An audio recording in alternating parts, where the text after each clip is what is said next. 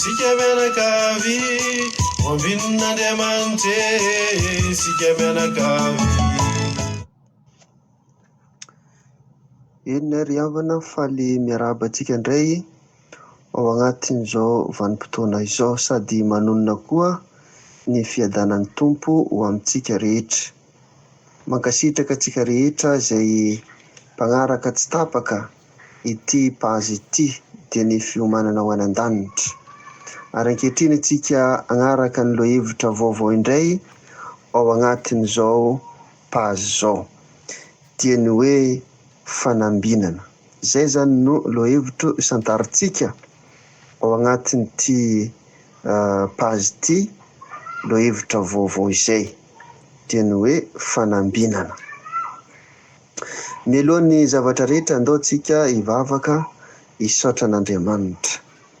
Ry Andriamanitra raisy zanaka ary fanahy masina, ianao tokoa ilay Andriamanitra mendrika isaorana sy ankalazaina ary omem-boninahitra. Koa ankehitriny izay Tompo miombom-bavaka hitondray izahay hihaino ny teninao amin'ny alalan'ity pazy fiomanana ho any an-danitra ity. Ho mangataka ny fanatrehan'ny fananao masina, hitarika anay, hampianatra anay, hitondra anay ao agnatin'ny fanavaozan'ny fananao masina. Aoka Tompo ny mpanomponao izay hihaino sy hanaraka ny pazy eto dia tahinao manokana, ary ny mpanomponao izay hitondra izany teninao izany koa dia omban'ny fananao masina hatanteraka ny hafatrao amin'izay agnambarana izany. Mamindraha fo Tompo mamela heloka, avao zahay andeha araka ny sitraponao Andriamanitra. Asanatray ny dera sy voninahitra ry Jesosy Tompo. Amen. Amen. Ny tenin'Andriamanitra izay itondrasantsika sakafom-panahy ry havana dia ny bokin'ny Zakaria toko 1 andininy 17. Bokin'ny Zakaria toko 1 andininy 17 izay mivaky toy izao amin'ny anaran'i Jesosy. Iopampana ny fanambinana ny tanànako, ary Jehova ampionina any Ziona ary mbola hifidy any Jerosalema indray. Iopampana ny fanambinana ny tanànako, ary Jehova ampionina any Ziona ary mbola hifidy any Jerosalema indray. Izay zany le tenin'Andriamanitra hitondrasantsika afatra amin'izao fotoana izao. Araka izay fanambara tary amin'ny voalohany ry havana dia mitondra lohahevitro vaovao indray zany ho santarintsika eto amin'ny pedintsika amin'izao fotoana izao dia ny hoe fanambinana. Fanambinana, zay zany no lohahevitro vaovao raha itsika manomboka izao. Ao agnatin'izay dia andao nifantarintsika ny hevitry ny teny hoe iopampana. Iopampana. Ny dikan'ny teny hoe iopampana zany dia azo ambara hoe tsy ankijanona. Zay zany dikan'ny teny hoe miopampana, tsy ankijanona. Dia azo atao hoe mitafotafo na mandroatra na hoe feno de feno.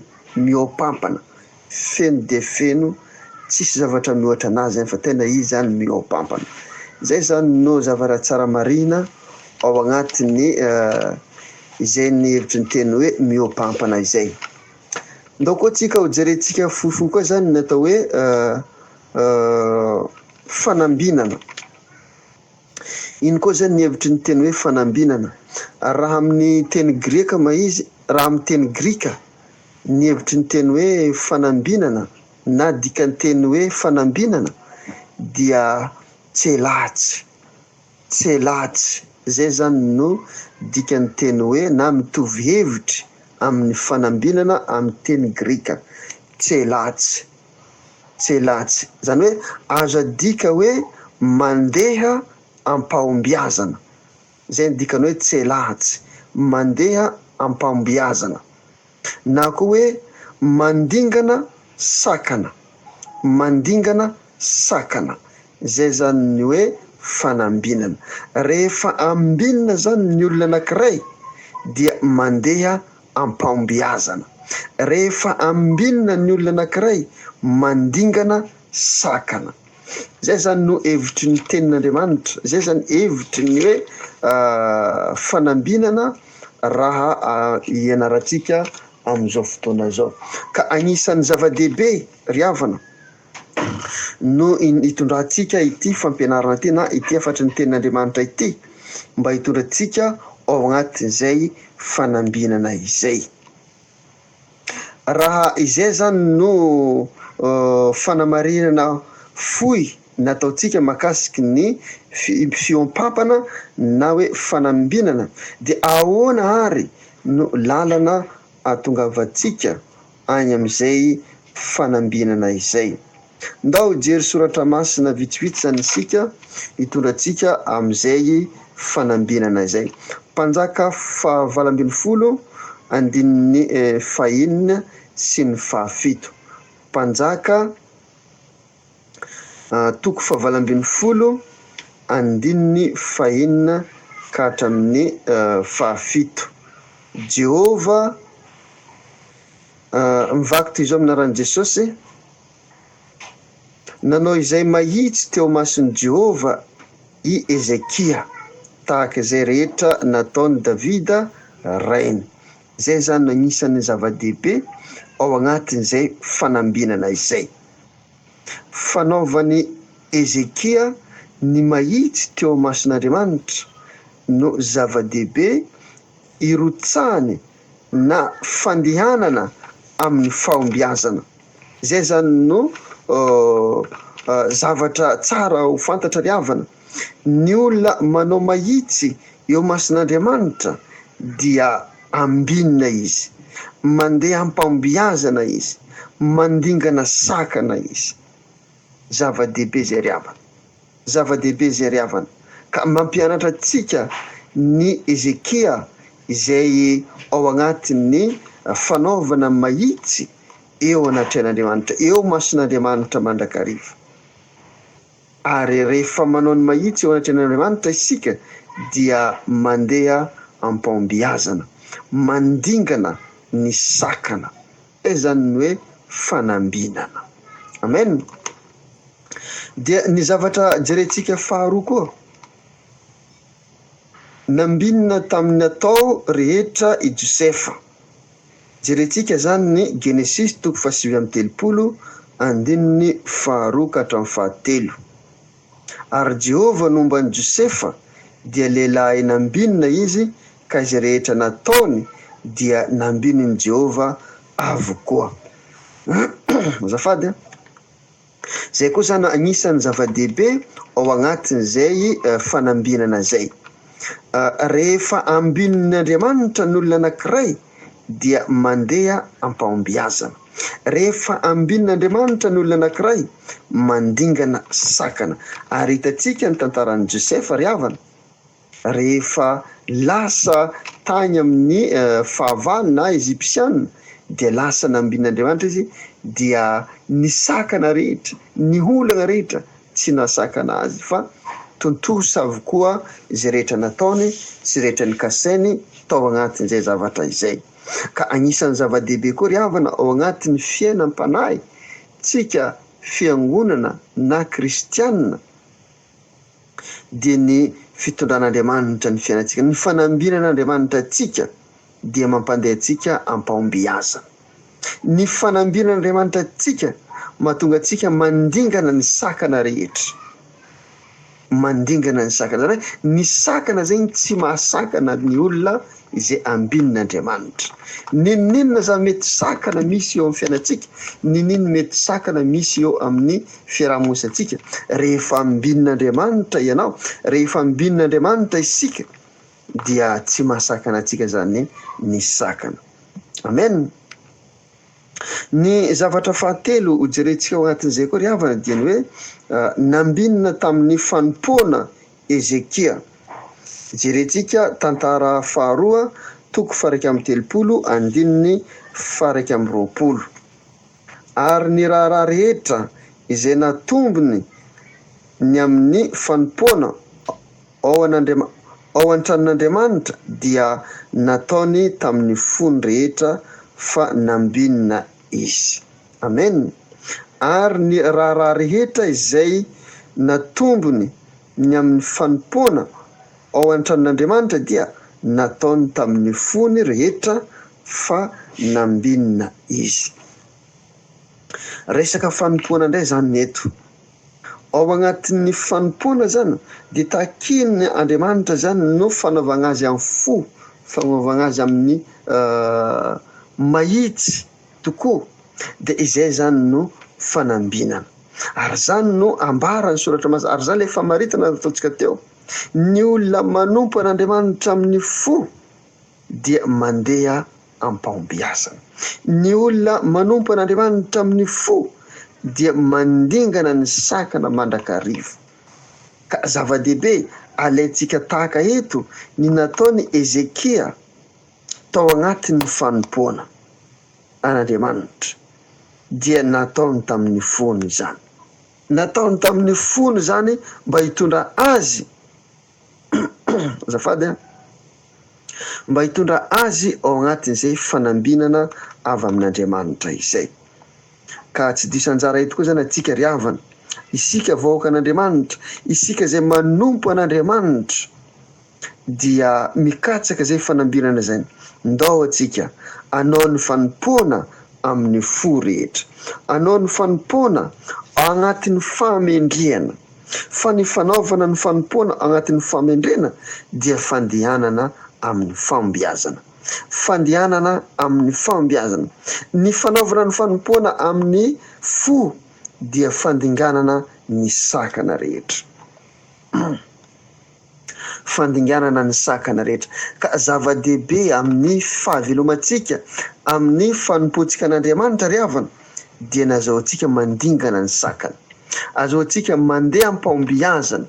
Ka tanteraho ny fanompoanao, tanteraho ny asa fanompoantsika tsirairay avy. Ninino ny sakana mety ho hisy rehefa ataonao amin'ny fo ny fanompoana dia andingana ny sakana anao. Andeha am-pahombiazana ianao.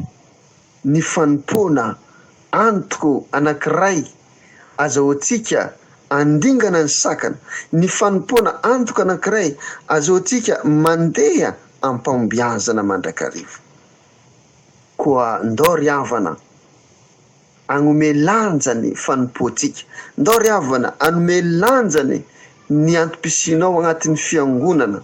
Fa ny antom-pisitsika ao agnatin'ny fiangonana dia eo Andriamanitra no mitondra antsika ao agnatin'ny fanambinana mba azahoantsika mandeha am-pahombiazana, mba azahoantsika mandeha mandingana ny sakana rehetra. Ka zava-dehibe amin'Andriamanitra ny izay fanambinana anao ao agnatin'izay fanompoana izay. Ny zavatra magnaraka jerentsika dia eto amin'ity Zakaria ity.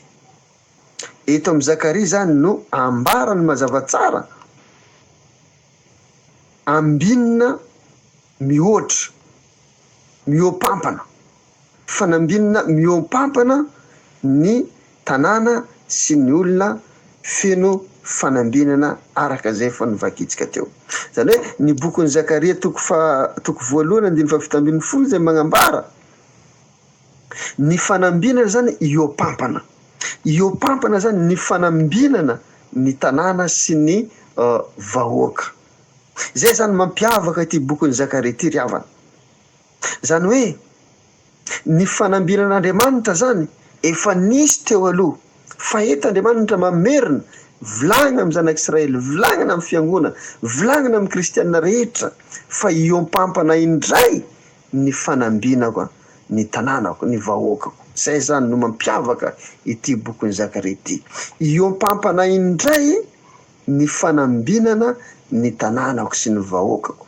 Ary zany mazava-dehibe ry havana ny fanambinan'Andriamanitra. Tsy hoe zavatra ho avy fa zavatra efa nisy ny fanambinana ary ankehitriny ilay manamafy anazy hoe iompampana indray.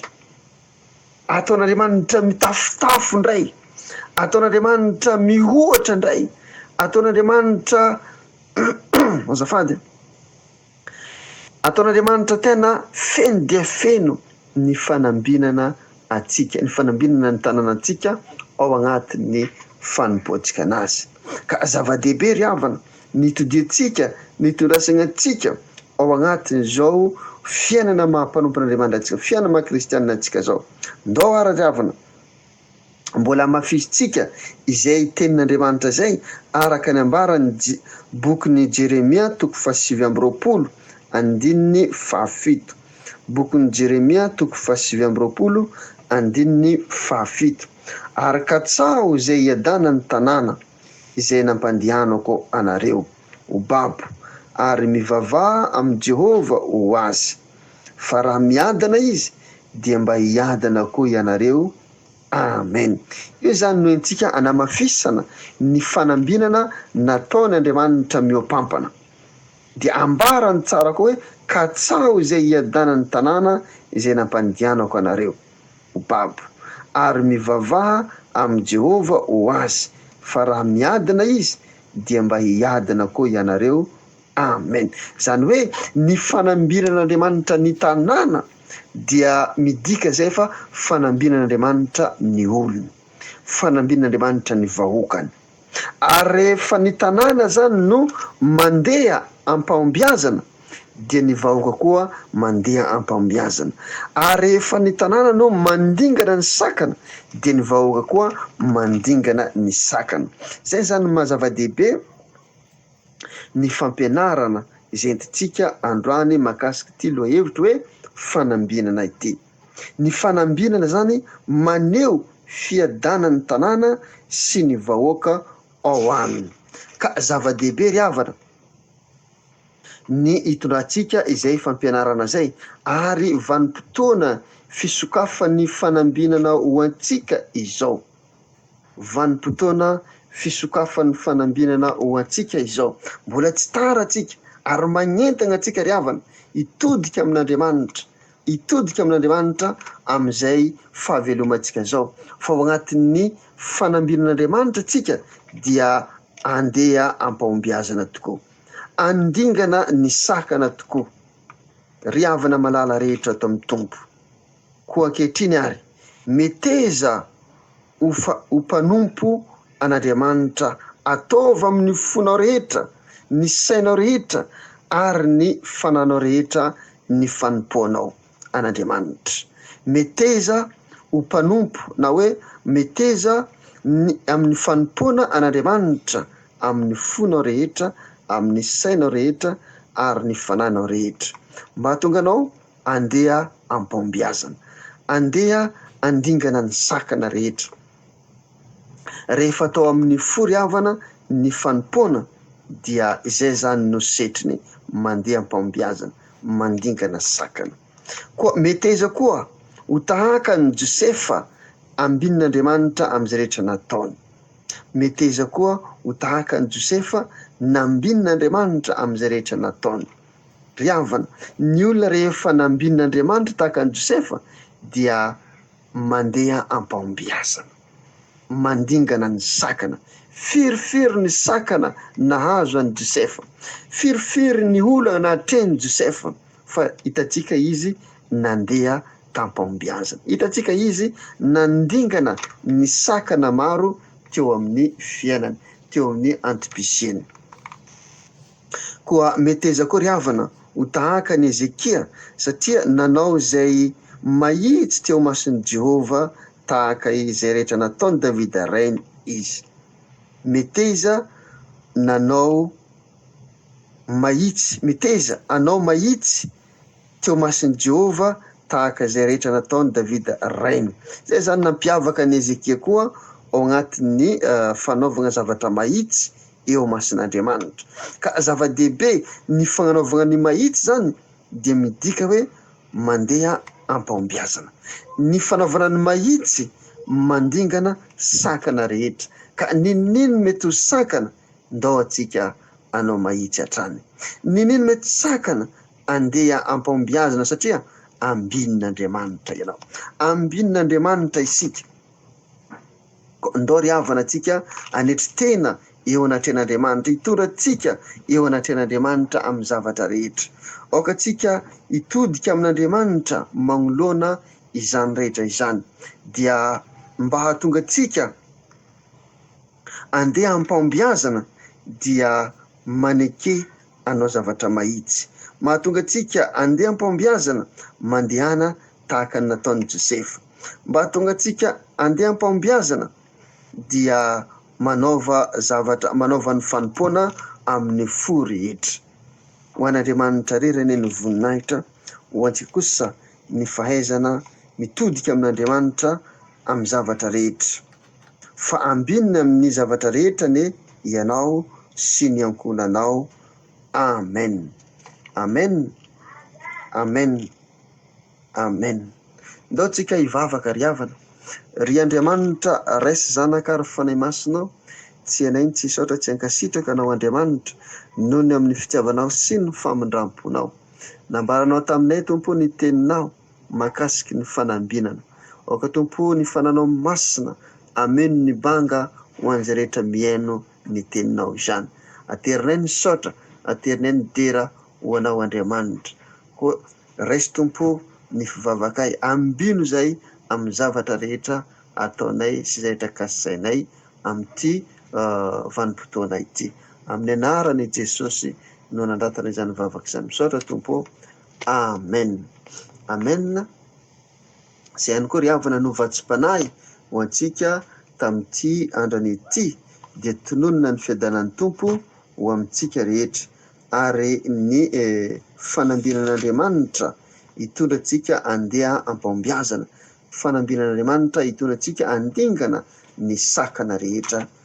Amen. Tayantsike miray ao ambony, anenika antsike ny fahasoavany. Ambin'Andriamanitra isika menakavy, ambin'Andriamanitra isika menakavy.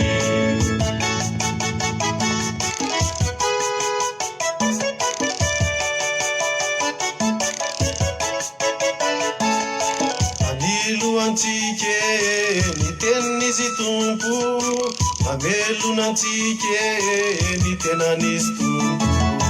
Ambin'Andriamanitra isika menakavy, ambin'Andriamanitra isika menakavy.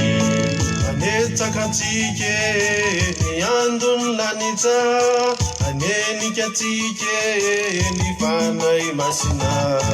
Ambin'Andriamanitra isika menakavy, ambin'Andriamanitra isika menakavy.